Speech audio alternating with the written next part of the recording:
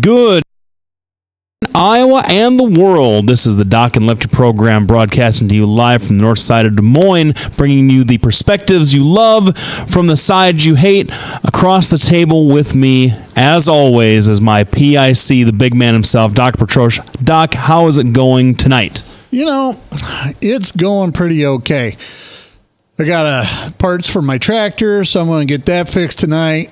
Got rhubarb from my mom so she can make those little whatever she makes with them. And been eating good this week. How you been? I can't complain. Say, we got a lot to talk about. We do. What is this thing with Bernie and Hillary? That just he's been complaining. Did you look into it? He's been complaining about it for the last couple of weeks, but it really came to a head when his campaign manager went off on her yesterday. But we'll get to that. I want to talk about a couple of funny things, at least to start off with, or at least get your takes on a couple of things that I find sort of humorous. One, have you seen this business about Donald Trump claiming that Rafael Cruz was with Lee Harvey Oswald shortly before JFK was killed? Man. Did you hear about this? Yeah, that's pretty. That's a long stretch. Well, what is this guy's deal? How do you say it's been reported? No one is talking. Yeah, of course it's been reported. It was reported in the National Enquirer. They get one story right. They get John Edwards right out of years and years of nothing being right, and all of a sudden they're the Washington Post. I don't understand what he could possibly be thinking of coming out with this. It's the most ridiculous thing that to hang on. To hang on Ted. I mean, hey, his dad was with Lee Harvey Oswald before Ted was born. Oh yeah, it's well, it is ridiculous, unbelievable. Well, you know, the other thing that's ridiculous is we've talked about the split a lot. Oh, I forgot this was green. I'm wearing my Sturgis shirt, so you can. It looks like I have holes through me, a la Matrix style, right? Oh, cool. And the bottom line is there's a big giant schism between the establishment and everybody else that votes. Here's the thing that's going on now. I simply asked, does everybody think that they're better off with Obama or McCain or Obama or Mitt, right? Who are you better off with? Well, looking at the financial numbers for this recovery, which has been completely anemic, and I know Lefty's going to blame Republican obstructionism. I'm going to blame bad tax policy. Doesn't matter who's to blame. Are you better off with Obama or are you better off Mitt? It is all about, that's the entire stream is just an attack on Trump. Well, Trump this, Trump that. That's not the question. Are you better off with Trump or with Obama or Mitt? And the problem is nobody will answer that. Because we all know we'd have been better off holding our noses and voting for McCain or Mitt Romney at this point, at least from a conservative viewpoint.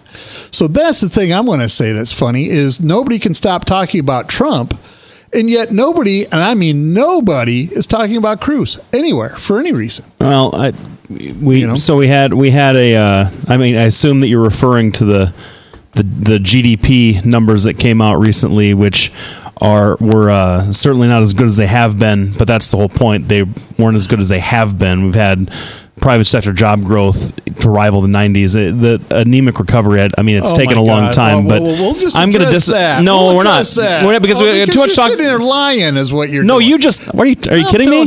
No, I'm not. How can you sit there and say that the recovery has been anemic when we're at 5% unemployment and we have private sector job growth of 78 million, well, not that many, but millions and millions of jobs 78 months in a row? How can you say it's anemic when the deficit has been? Because it's part-time jobs, it's seasonal jobs. It's not full-time continued employment.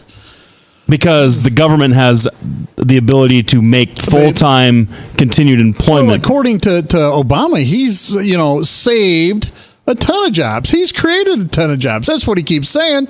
No, he's saying that the policies of his administration, they say. Policies of the administration were able to reverse a trend that was going to destroy millions and millions of jobs. And I think that we can both agree. Well, okay, fine. Proof. Okay, fine. Prove a negative, I guess, then, is what you're going to hang that on me today. But we're also going to talk, and this is a good segue into the second thing that I want to talk about, because as tenuous a grasp as your economic ideas are, as tenuous as they were for the Reagan administration, Ted Cruz channeled his inner Reagan because everything that Reagan did was a good idea, like sell weapons to the Iranians and at the time it was a good idea, and not pull out of Lebanon when he should have. But Ted Cruz, after losing 4 of 5 states in the Northeast, after being behind Donald Trump for the entirety of the campaign, of coming in last actually in all of those states. Contests. Yes. Picks a vice president nominee. I just like Ronald Reagan back in 1976 picked Schweiker to shake up his campaign. Not everything, I got to say, Ted, not everything that old Ronnie did was a great idea. The narrative behind Ted Cruz this entire time is that he's this entitled, arrogant guy that nobody likes. And so what he does is he goes out and names a vice presidential nomination or vice presidential candidate before he has the nomination wrapped up. Oh, yeah. Which just feeds that narrative, in my opinion. Oh, yeah. And you know how many times I hate agreeing with Lefty.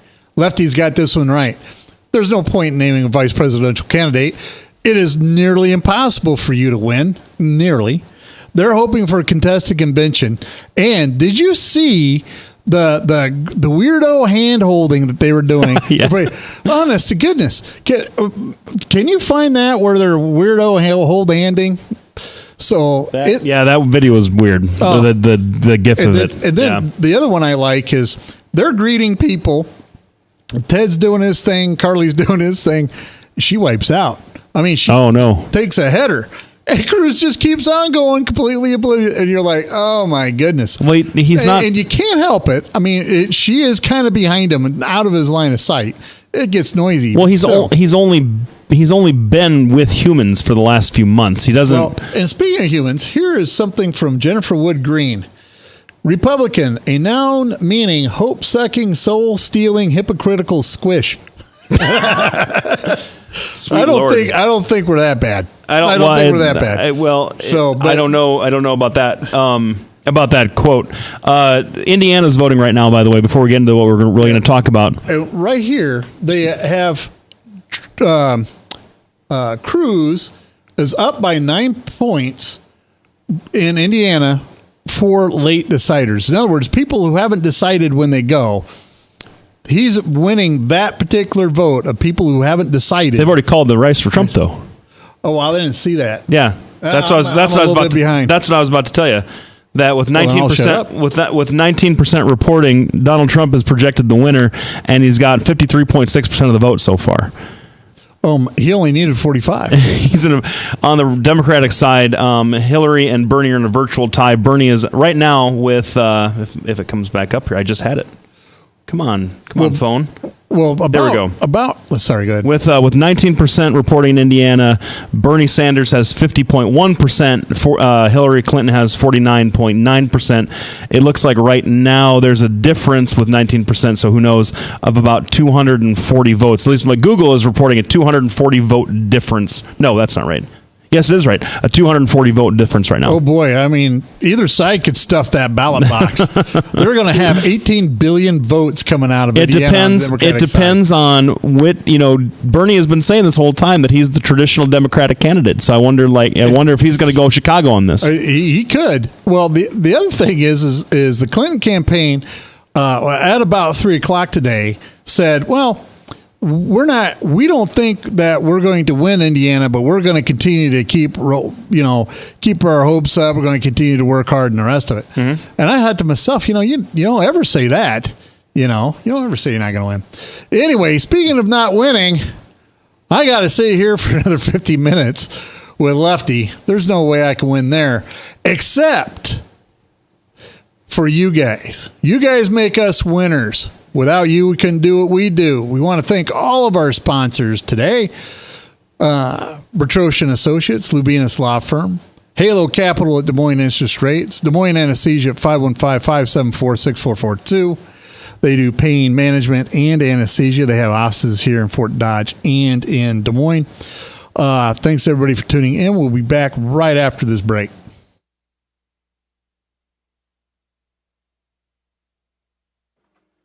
Bertrosh & Associates will provide you with a friendly, caring, and confidential place to find help for mental health concerns.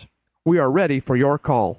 Our doctor, Dr. J. Patrick Bertrosh, provides a full range of psychiatric services for children, adolescents, and adults in a forthright and informative manner while maintaining a casual, comfortable, and relaxed atmosphere.